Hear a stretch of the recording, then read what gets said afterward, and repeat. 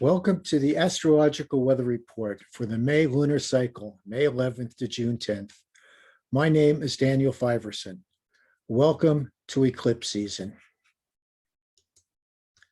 This month, eclipse season opens with a total lunar eclipse at the Sagittarius full moon on May 26th. Two planets will go retrograde this month. Saturn stations retrograde his annual station on May 23rd, and Mercury makes his second station retrograde this year on May 29th.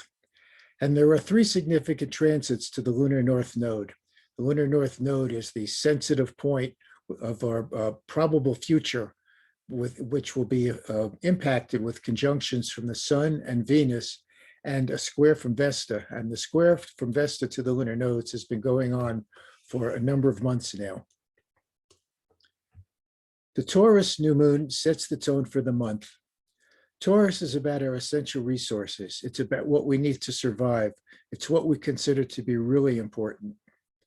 The etheric atmosphere is saturated with powerful erratic energies this month. Core survival issues surface. We will be tending our gardens, our figurative garden of the self, and our literal garden that supports our health and well-being, the gardens in our yard or perhaps in our community garden. Both will supply the essential nourishment that we need for the days ahead. The Sun will have some company this month as it transits through Gemini.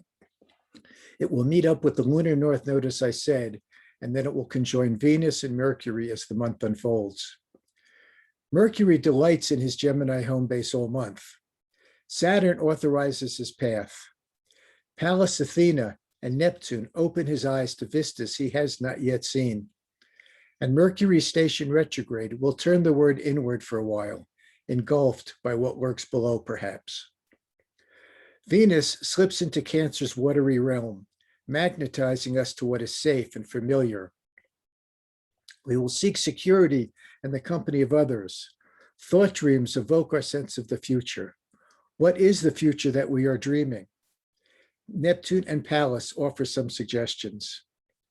Mars is spurred on by our karmic trajectory by the lunar nodes, awakening the higher mind. Saturn's wings carry the message that irresponsible past choices will not serve us in the future. And Pluto retrograde propels us forward, but not so gently. Volatility ignites and seethes to the surface. Jupiter returns to his ancestral home in Pisces. He was the traditional ruler of Pisces until the discovery of Neptune in the late 19th century. He feels his status here, but not much all of his power. Profound currents course through the zeitgeist. The subjective collides with the objective. Martyrs and saviors reveal themselves. I'm sorry for running off the board there.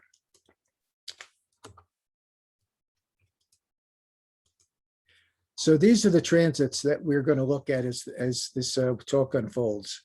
We have the Taurus New Moon at 21 degrees of Taurus today, and the Sagittarius New Lunar Eclipse, the full moon, on May 26th. Jupiter will ingress Pisces, the Sun will ingress Gemini, Venus will ingress Cancer. And then we have Vesta squaring the nodes, Venus conjoining the nodes, and the Sun conjoining the nodes.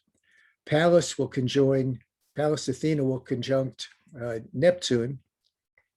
The Sun will conjunct Mercury. Ceres will conjunct Uranus. And we will have Pallas Athena conjoining Neptune. We'll have Mars squaring Eris, and then Mars opposing Pluto retrograde. And both of those Mars transits are loaded with potential volatility. So the Taurus New Moon occurs today, May 11th, as the Sun and Moon form a partile new phase conjunction in Taurus.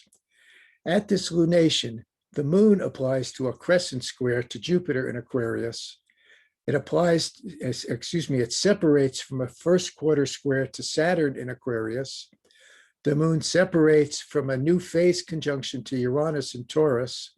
The Moon applies to a first quarter trine to Pluto retrograde in Capricorn. The Moon applies to a partile exact gibbous inconjunct to asteroid Juno retrograde in Sagittarius. The moon applies to a balsamic conjunction to Black Moon Lilith in Taurus and to dwarf planet Sedna in Taurus. So this month, the celestial ether is saturated with powerful frenetic energies. Core survival issues surface. The weight of emotional experiences could feel oppressive and overwhelming.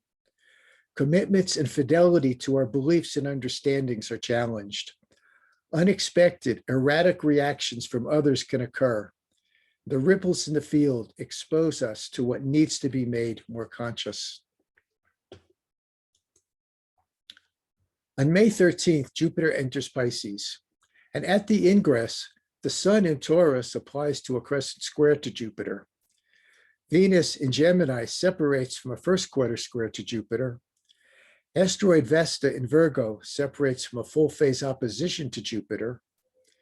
Black Moon Lilith in Taurus applies to a crescent square to Jupiter, and Jupiter separates from a first quarter square to dwarf planet Sedna in Taurus. And you can see that we have 1, 2, 3, 4 squares and an opposition at this ingress. Jupiter, who is the traditional ruler of Pisces, returns to his ancestral home. He has status, as I said, but not as much power. The energies of the collective subconscious expand. Actualized subjective beliefs rub up against collective beliefs. Subjective ideas and priorities challenge collective priorities. Authenticity and commitment is exposed and exaggerated. Self-sacrificing martyrs and self-righteous saviors are revealed, and boundaries dissolve and are overrun. Pisces is the great void that contains all things, an angelic realm where demons lurk. As Jupiter transits Neptune's water world, everything that lies below the surface activates and magnifies. A collective undercurrent streams through the zeitgeist. Nature seeks healing. Dreams and visions animate our days and nights. Intuition is reality. Compassion spreads.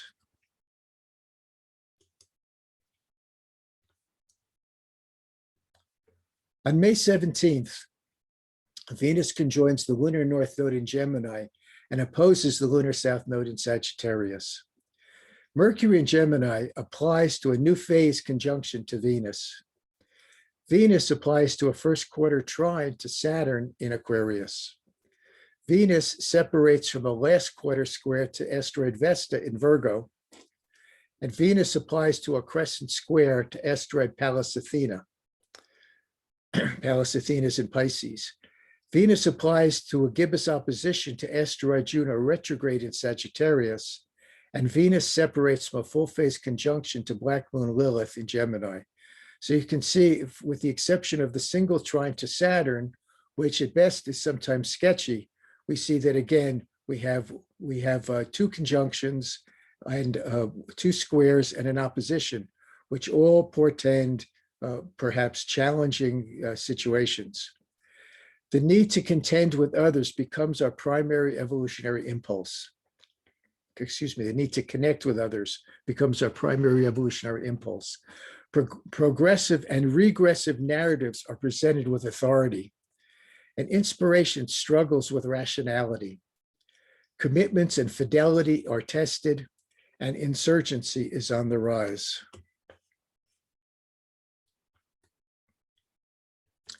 On May 20th, the Sun will enter Gemini. The Sun applies to a crescent square to Jupiter in Aquarius and separates from a first quarter trine to Pluto retrograde in Capricorn and separates from a new phase conjunction to dwarf planet Sedna. Not a lot going on at the ingress itself. The Sun is relatively orphaned, as he has been for the last 2 months, as he has entered the beginning of this lunar cycle. However, he will encounter the other celestial bodies that you see here in Gemini: Black Moon Lilith, the lunar north node Venus, and Mercury as he moves through Gemini. This ingress activates and amplifies the need to connect with others. The quantity, diversity, and volume of all communication increases, especially opinions. We learn the degree to which we are collectively actualizing the world around us. Personal expression, adaptability, and intellect populate the month. Watch for scattered thinking, superficiality, cynicism, and fluctuating viewpoints. Put short journeys on your calendar. Expect to hear from siblings, close relatives, and neighbors. Avoid rationalizing. Notice duality. Engage in creative writing, public speaking, and teaching. On May 23rd, Saturn turns retrograde at 13 degrees of Aquarius, 31 minutes. The moon in Libra separates from a last quarter trine to Saturn at the station. Mercury in Gemini separates from a first quarter trine to Saturn. Venus in Gemini separates from a first quarter trine to Saturn. Mars separates from a gibbous conjunct to Saturn. Saturn applies to a last quarter square to Uranus in Taurus, and Vesta in Virgo applies to a disseminating inconjunct to Saturn. Ceres in Taurus applies to a first quarter square to Saturn, and asteroid Hygeia applies to a gibbous inconjunct to Saturn. And the lunar north node in Gemini separates from first quarter trine to Saturn. So we can see that Saturn is totally embedded throughout the chart at this station, and these are the dynamics that will be embedded in this entire retrograde cycle. So we have a number of trines, but trines to Saturn can definitely bring brings us mastery and skills, but can also bring us hard lessons through those masteries and skills. Gravity permeates the atmosphere, and gravity, physical gravity, emotional gravity, mental gravity, spiritual gravity. Contrary values create conflicted collective narratives. Duplicity is not the same as duality. Idealism, veracity, and proactive self-care are the signposts up ahead.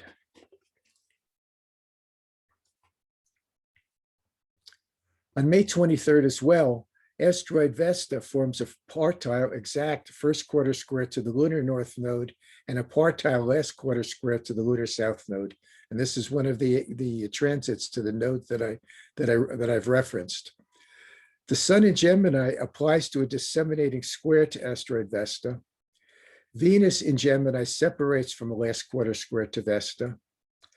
Asteroid Vesta separates from a full face opposition to Jupiter in Pisces. Asteroid Vesta applies to a gibbous conjunct to Saturn in Aquarius. Asteroid Vesta applies to a first quarter trine to Uranus in Taurus. And asteroid Vesta applies to a crescent square to Juno retrograde in Sagittarius. Dwarf planet Ceres applies to a first quarter trine to Vesta, and Vesta separates from a first quarter square to Black Moon Lilith. So again, we have 1, 2, 3, 4, 5 squares and an opposition. And you see that we have Vesta actually in a yod with Saturn and Chiron, with Vesta at the apex, the focal point of this yod between the mentorship and woundedness that's possible with Chiron, and Saturn stationed. It's the same day as Saturn station retrograde. Again, drilling down into this nodal square. And we know that nodal squares are skipped steps. It implies that something has been skipped in the past. It was skipped over because it was too hard. It was denied to us. It was overlooked for some reason. But now this is coming up for the necessity to be dealt with. And Vesta is about our authenticity. It's about our veracity. It's about our truth to ourselves, our sacred commitment to ourselves, and our commitment to who we are authentically, to be our authenticity in the world. And so our authenticity concerning our perspective on the past and how we imagine the future comes into sharp focus. We seek ways to integrate and actualize our truthfulness, and our commitment to our sacred self emerges as paramount. On May 26th, a total lunar eclipse will occur, as the sun and moon form a partile first full phase opposition in Gemini and Sagittarius across the lunar nodal axis. Excuse me. So a lunar eclipse is a powerfully magnified full moon. Monthly lunations set the tone for the current lunar cycle every 29 and a half days. Eclipses set the tone for the following 6 months.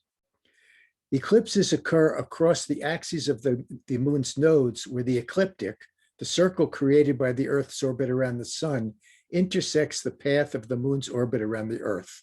There are no bodies there, but they are real points in space. The intersected points of these orbital paths are the lunar nodes. An eclipse occurs when the new moon or full moon occurs within 18 degrees of the nodes. These two powerful pathways mark liminal time and space as the moon and Earth weave their planetary frequencies in their diurnal motion. The intensity of eclipses is due to the fact that the lunar nodal axis correlates directly to the evolutionary past itself, from past to future, synthesized in the present through the direct emotional experiences of the moon in our current lifetime. The eclipse will be fully visible across Africa and Eastern Europe and partially visible across the Americas, Western Asia, and Australia. And eclipses are part of 18-year cycles called Saros cycles.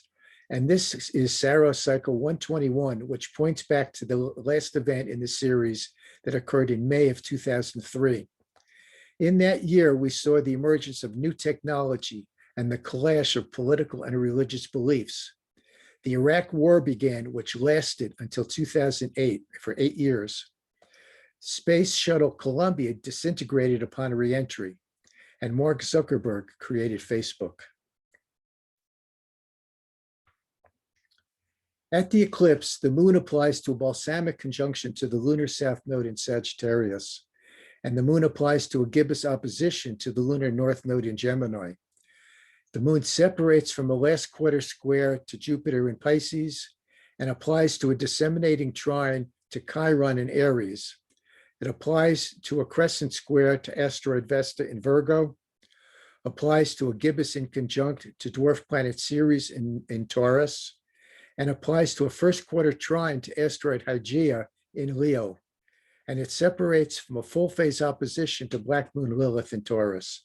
And there's a fire grand trine that is formed in this chart between the moon, the lunar north node, Chiron, and Hygeia. And again, you can see that there's a predominance of red aspect lines here, of squares and oppositions, and a single inconjunct, which is also a crisis dynamic, and the grand trine to Chiron and Hygeia, which is clearly about ongoing health issues, world health issues.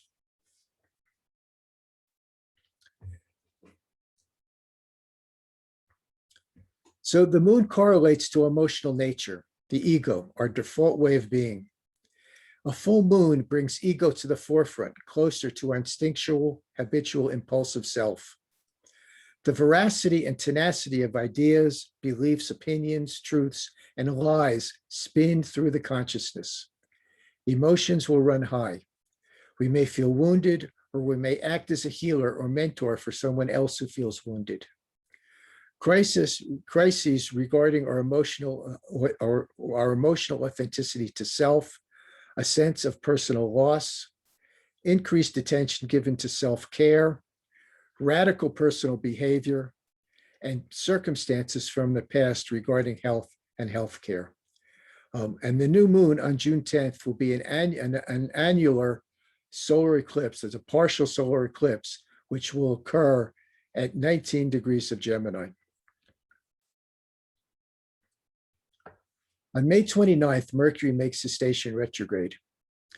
At the station, Mercury separates from a balsamic conjunction to Venus in Gemini, separates from a first quarter trine to Jupiter in Pisces, applies to a first quarter trine to Neptune, applies to a gibbous inconjunct to Pluto retrograde in Capricorn, applies to a first quarter square to asteroid Pallas Athena, separates from a full phase opposition to Juno retrograde in Sagittarius, And the moon in Capricorn separates from a full phase opposition to Mercury.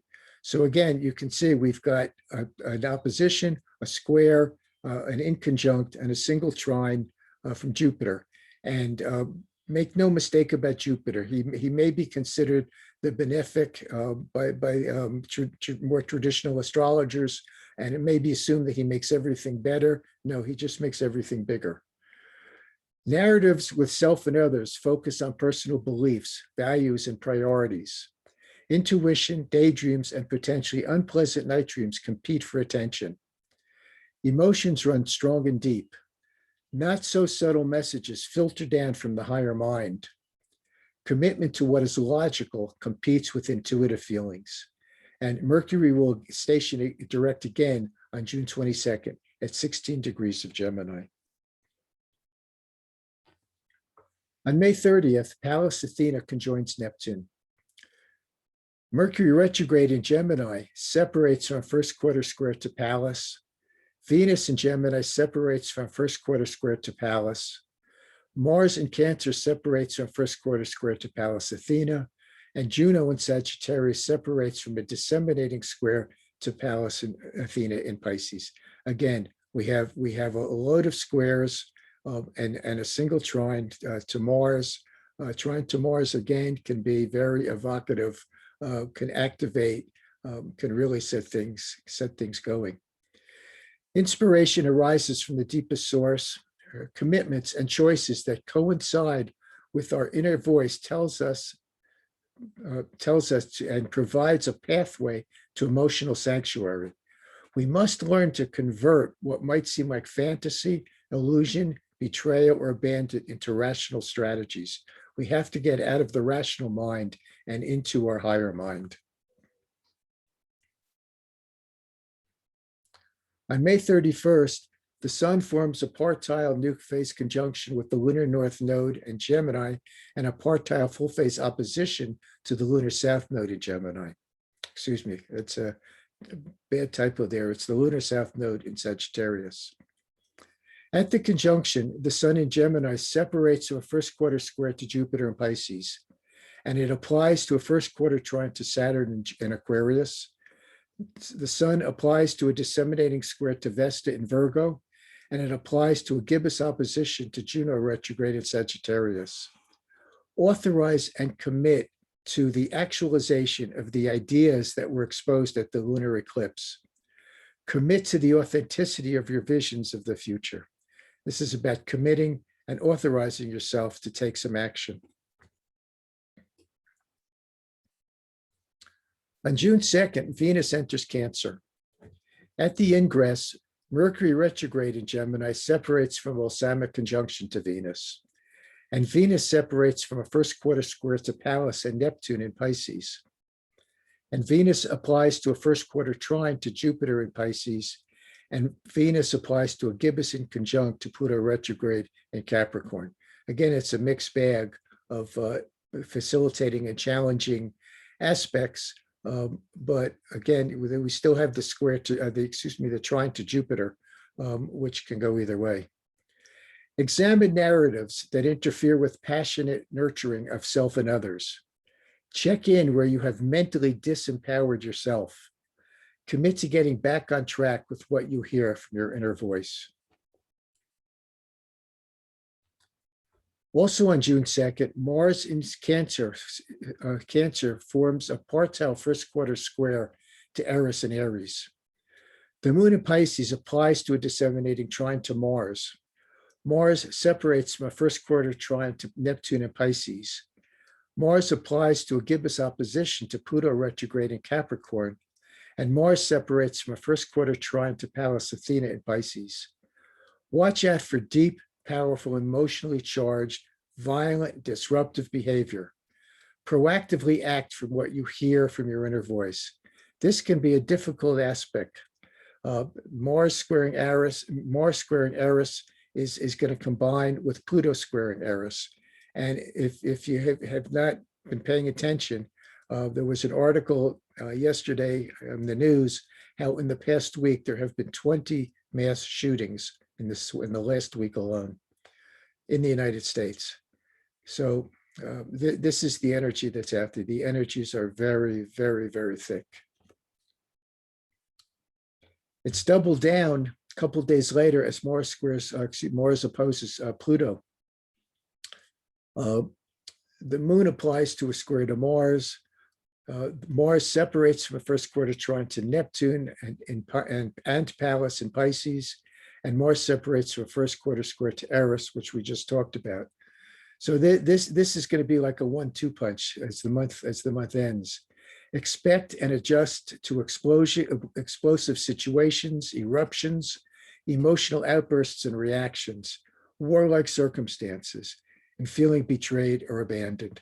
You're going to have to get use the Capricorn energy to get grounded, use the Cancer energy to nurture yourself, to nurture others, to be in that, find that place of sanctuary, whether it's emotional sanctuary, physical sanctuary, spiritual sanctuary, wherever you can go to feel safe as these flames and outbursts erupt around us.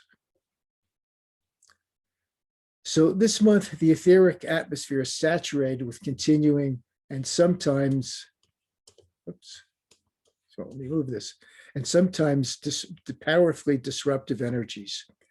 Core survival issues surface. Commitments and fidelity to our beliefs and understandings are challenged. Unexpected erratic reactions from others can occur. Actualized subjective beliefs rub up against collective beliefs. Authenticity and commitment to self is exposed and exaggerated. The need to connect with others is our primary evolutionary impulse. The quantity, diversity, and volume of all communication, especially opinions, increases. Watch for scattered thinking, superficiality, cynicism, and fluctuating viewpoints. Put short journeys on your calendar.